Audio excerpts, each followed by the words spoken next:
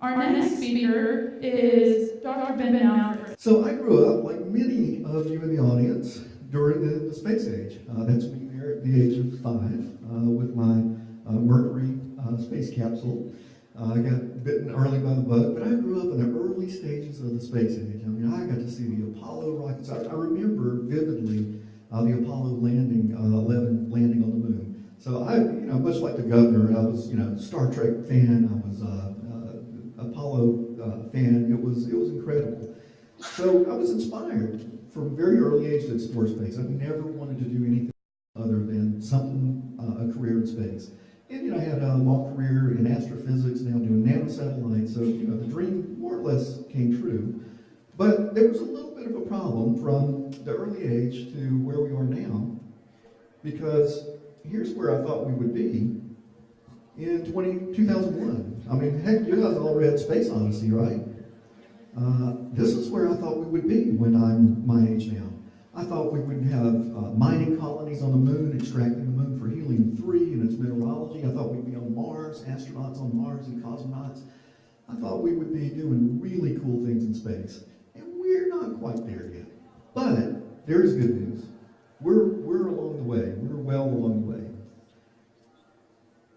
And there's something pretty cool happening. So we're not there yet, but we are finally, in my opinion, taking the next steps. The next steps, well, we're embarking in a new era. We're prepared to return to the moon. And we've had rovers on the moon recently and orbiters. We're going to go back to the moon, at least the moon vicinity, with astronauts and an armada of rovers and orbiters and landers. And we're going to ultimately, not too far from now, venture out farther into space than mankind has ever gone. We're going to go send humans to near-Earth asteroids, and we're ultimately going to go to Mars. 2030 is about the target date, so we will get there. Why do we want to go to these places? Well, certainly it's for exploration. I mean, that's what we do. Exploration is innate to the human condition. But there are practical reasons. There are economic and practical reasons to explore space and to utilize space. The moon, near-Earth asteroids, and Mars, that will mine them for mineralogy and resources. We'll set up research outposts. We'll set up astronomical observatories. The far side of the moon is the best place in the solar system to put an astronomical observatory. Radio observatory, X-ray observatory, optical. You're blocked, you're away from the Earth, incredible skies. So fantastic places to do these things. So we'll get there, but to get there, it's complicated. So you need some technology to get there, and when you get there, you have to live off the land to a certain extent. NASA calls this in situ resource utilization, ISRU. They have a whole office at NASA that's based on ISRU. So when you get there, you can't take everything with you. I mean, just to get to low Earth orbit, it's something like $10,000 per kilogram to low Earth orbit, $100,000 per kilogram to Earth escape. You just can't afford to take everything with you. You have to use what's there. So, what's there on the moon, what's there on Mars, there are resources to utilize. Water is the magic, it's the crude oil of the space age, of the space exploration age. It is the resource that we'll utilize in situ. I mean, what can you do with water? Of course, astronauts need it to drink and bathe, but break the water molecule down, you get oxygen to breathe, and you get hydrogen, which is pretty darn good rocket fuel, which, if you want to come back from the moon or Mars, it's kind of important that you have fuel in your rocket. So, we're getting there, but here's the cool thing, is that to get there, you need something that's in production, which is a really big rocket. So, we need a giant rocket. I mean, there are some cool rockets being built, right? SpaceX is going great guns, Orbital Sciences, those are fantastic rockets. I mean, Elon Musk, who, created the Tesla and SpaceX, those are fantastic vehicles, but they only go to low Earth orbit. Pretty uninteresting place. We've been there, we've done that, it's 300, 400 miles up. To get beyond that, you can't do it with a Falcon rocket. You can't do it with an orbital Antares. You need a giant rocket. That's what NASA's building right now. And most people, I find, really don't realize this, but we're building the biggest, most powerful rocket ever built in the history of the world right now, which will take astronauts back to the moon, to near-Earth asteroids, and ultimately onto Mars. And it's called the Space Launch System, SLS. The folks from NASA Marshall Space Flight Center have a booth out there. I don't know if you guys have been to it, but there's a giant model of the SLS. It's not one-to-one scale, obviously, because it wouldn't fit in the convention center. But it's really cool. so get out there and see it if you can. But the SLS booth is out there and fantastic to take a look at. So the first time this rocket launches in 2018, it's called EM1, Exploration Mission 1. And let me tell you a little bit about what's going to go on in EM1. EM1 is not going to have astronauts. It's going to have the Orion space capsule, which gets launched to Earth escape on the Space Launch System. And what they're going to do is they're going to send Orion to the moon, they're going to swing around the moon, orbit the moon a few times, and bring it back and test the systems out before they put humans on it. We're pretty risk averse these days about, new technology. And so before we put astronauts on probably EM2, we're going to test all the systems out. It's a new rocket, it's a new spacecraft, so we're going to test it all out remotely without astronauts, then bring it back and figure out if it's safe. And then EM2 certainly will have astronauts. But the first flight, EM1, will not have astronauts. And NASA has decided, since we're not going to put astronauts on, well, let me tell you a little bit more about the rocket, because it's just darn cool. So here's Space Launch System in its initial configuration. It's compared to the Saturn V. You can see the Saturn V is a little bit taller, but the SLS has significantly more thrust. In fact, it has about 84,000 pounds thrust. So that's something like 20% more thrust than the Saturn V. And then its heavy launch configuration is just a monster. I mean, it can take tons and tons to Earth escape. So to get to really interesting places, back to the moon, in near-Earth asteroids, ultimately to Mars, this is the scale and the kind of rocket that you build. Only NASA can do this kind of thing. So we're really pretty excited to be associated with it. So the first time it flies, EM1 2018, since it's not going to have astronauts, NASA decided, well, why? We're getting to Earth escape and we have all this payload capacity. Why don't we take along some secondary payloads? We'll open up some competitions worldwide and find the best science, the best technology, and we'll give these guys, small satellites, a ride to space, and they can go anywhere they want to. We'll get them to Earth escape, and they can go wherever they want to. So NASA has decided to carry along 13 small payloads, and they are CubeSats. They're big 6U CubeSats. So they're bigger than a traditional CubeSat, but they are the Bob Twiggs CubeSat standard. And these guys, these 13, are going to interplanetary space. Bob, did you ever imagine CubeSats going to the moon, going to Mars, going to near-Earth asteroids? When you guys invented the CubeSat in 2003, did you imagine they would be interplanetary CubeSats? Hard to imagine how far we've come. So the Space Launch System is going to have this section between the inner cryogenic upper stage and the Orion spacecraft.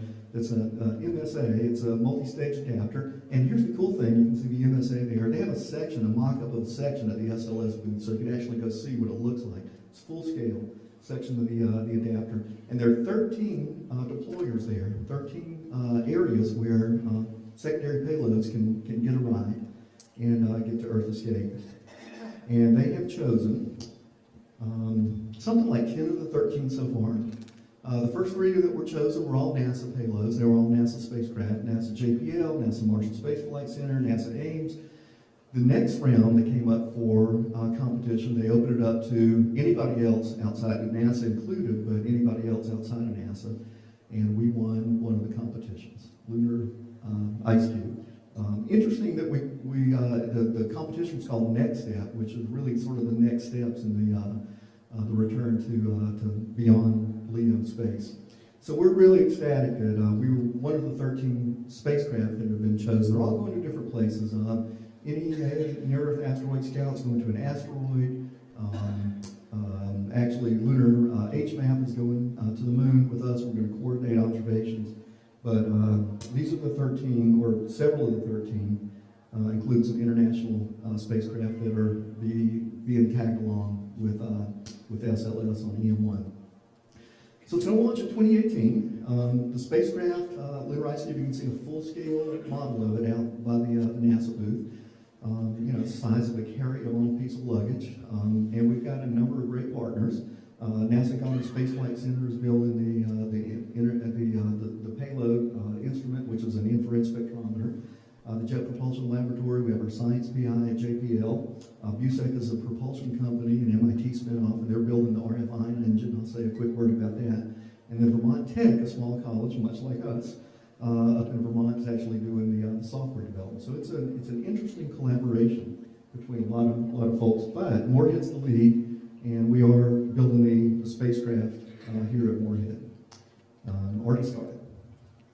So I know you can't see this, but just to give you an idea of how many people it takes to build a spacecraft the size of a carry-on piece of luggage. So we have a science team, we have an instrument team, we have a spacecraft bus and engineering team, we have a propulsion team, we have a software team, we have a navigation and tracking team, we have a mission operations team. And you'll notice every single one of these bullets has students, undergraduate and graduate students involved in it. So there's the team in a nutshell.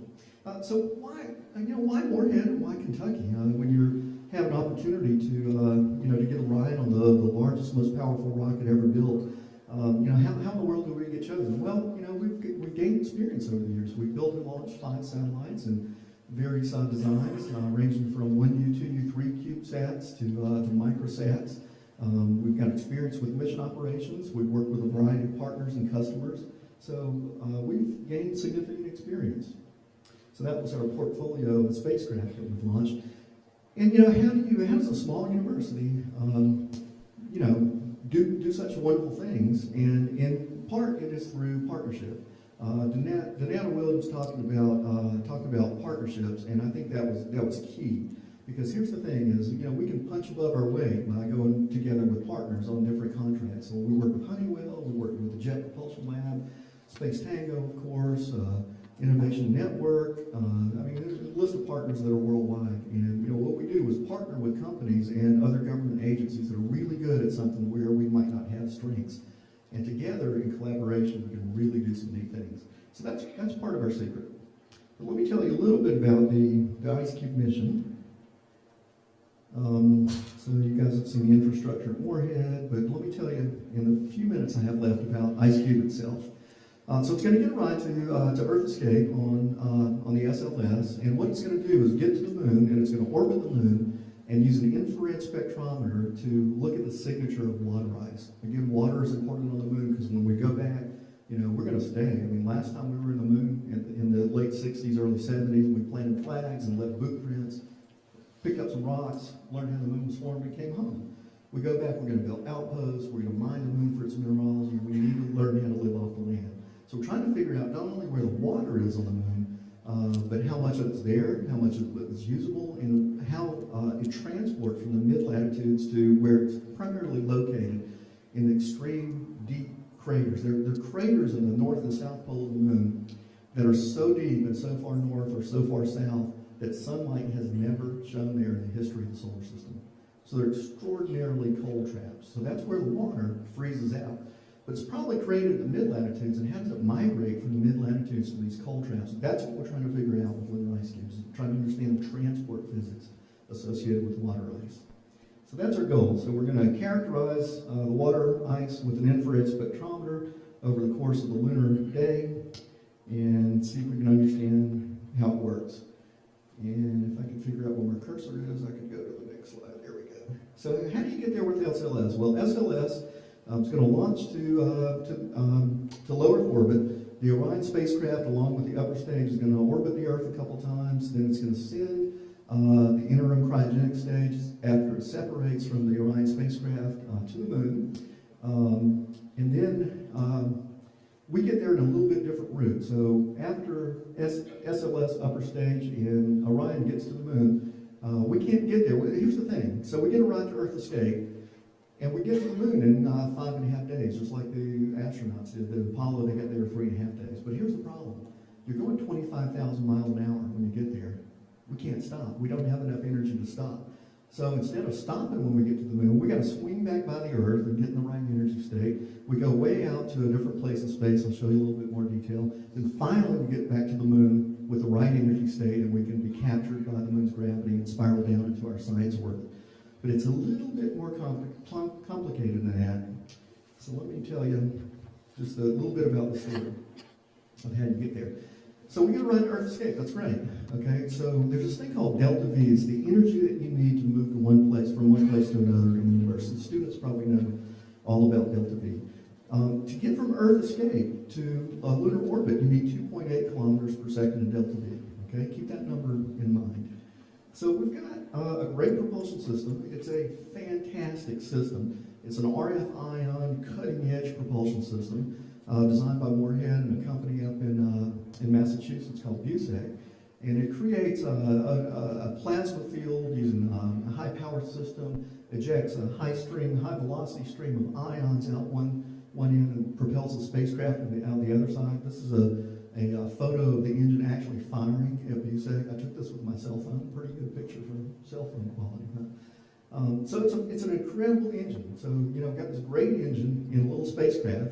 But here's the thing. Even though the engine's amazing, you can only generate 1.2 kilometers per second of delta V. Now, how much did you need? 2.8. It's not nearly enough. How do you get to the moon with the right energy state? Well, enter the laws of physics, and a group at the Jet Propulsion Laboratory, led by Martin Lowe, that has figured out what they refer to as gravitational superhighways in the solar system. Those are really kind of complicated to understand. Let me just take a minute and see if I can give you an idea. If you think about two gravitational bodies, let's say the Earth and the Moon, you can find a point in between where the gravity kind of cancels out. The gravity field of the Earth is balanced by the gravity field of the Moon. That's a gravitational equipotential, right? So it turns out that there are 5 points like that around two-body systems. When you take your upper-level physics classes, you'll understand it as the two-body problem. So there are 5 Lagrange points, right? And, you know, it's either where gravity balances or gravity balances with the momentum of the spacecraft orbiting. Okay, add a third body in, and a fourth body in, and oh, by the way, put them all in motion relative to each other. It gets crazy complicated. The physics is enormously complicated. But what it does is it creates an opportunity that you can identify these dynamic gravitational ridges throughout the solar system, where if you can ride the ridge and nudge with your propulsion system just right and keep on the gravitational ridge, you can get from one place to another with extraordinarily low amounts of energy. And that's what we're doing with Lunar IceCube. It's a low energy manifold trajectory. So here's how it works. We start from the Earth, we swing by, we get to the moon, in 5.5 days. Can't stop. So we go way out, 2 million kilometers outside of the Earth-Moon system. We fall back in, get a gravity assist from the Earth, swing back out to a little bit over 2 million kilometers in the middle of nowhere, and then fall back into the Earth-Moon system, catch up with the moon just in the right energy state, and then we can spiral down to get to our science orbit. Crazy. So it took the astronauts, 3.5 days? It'll take ICPS 5.5 days to get there. It takes us 187 days to get there. And then another 90 days to spiral down. But the key thing is you get there, and you can do science with a spacecraft the size of a suitcase. So I'm running out of time here, so I just want to show a picture or two of the spacecraft. There's the spiral down phase. We're going to get ground tracks with a spectrometer. It's not an imaging spectrometer. We're going to get this kind of data to show the signature of water ice. We will have a camera, Star Tracker, because, gosh, you can't go to the moon and not take pictures of the moon, right? So we will have a camera that can take pictures. But we're trying to understand the physics of water ice and other volatiles on the moon by looking at it over 10 times a day. Extraordinarily complicated spacecraft, again, the size of a small suitcase. RF ion propulsion system, an expansive, complicated power distribution system. It's got star trackers, it's got little reaction wheels, miniaturized reaction wheels. It has a cryogenically cooled infrared spectrometer. It's got radiation hardened flight computer. Again, all built here at Morehead, and COTS components from our vendors. So I guess I need to sort of wrap up by just telling you how, so once it gets there, how do you control it? How do you talk to a spacecraft on orbit around the moon? Well, here's where we have another advantage. We have this giant dish on the hill, which is, it's a little bit smaller than the one at Stanford. The one at Stanford can only go to L-band, we can go to X-band. And Stanford's grown up so much that their noise floor is terrible. In the beautiful, pristine environment of the hills of Kentucky, we have an excellent noise background, so we do all kinds of science with our dish that can't be done in California. So that's one of our major advantages. So we're going to be able to track it, but here's a good part of the story. So we'll be able to track it with the dish at Morehead, but we'll have help because we'll be working with the Deep Space Network, which is NASA's giant set of dishes all around the world. And in doing so, trying to figure out how we're going to track it. And remember, EM1's launching 13 CubeSats. They're all going to different places. The Deep Space Network, which NASA uses to track these spacecraft, is already oversubscribed, it's already overloaded. So they're working with us. Jeff Kruth is leading the effort, and NASA is helping us become the first non-NASA node on the Deep Space Network. It will be an incredible feat of technology for us. It'll take 3 years to do it. It'll generate a couple $1 million a year in revenue. We'll be able to hire 5 or 6 new staff people to do it. So it's a sort of another aspect of the space business that we'll be in. So a node on the DSN, we're really, and here's the other 3. So we'll be the 4th node on the DSN. So I'm pretty much out of time, so I'm going to wrap up by concluding a few concluding remarks. So, we've all heard about Kentucky, the aerospace industry in Kentucky sort of secretly becoming the #1 economic driver in the state. Just incredible. At the same time, we're embarking on a new era of space exploration with nanosatellite technologies. We're going back to space with humans, and meanwhile, we're going to carry along these tiny nanosats with incredible technology. So literally a new era of space exploration. Our Lunar IceCube, built here in Kentucky, will be on the maiden voyage to the moon of the most powerful rocket ever built. And this it creates incredible opportunities for young Kentuckians to join the aerospace industry and related R&D. And you can see the young Kentuckian over there. I mean, that's not me. The first picture was me. This is my son, Sagan, who's going to have the opportunity to, he's missing a few teeth in this picture. But he'll see the new space age come in. I got to see the first aerospace, but it's coming full circle because really I'm getting to live my dream out by sending a spacecraft to the moon with you guys' help. Thank you.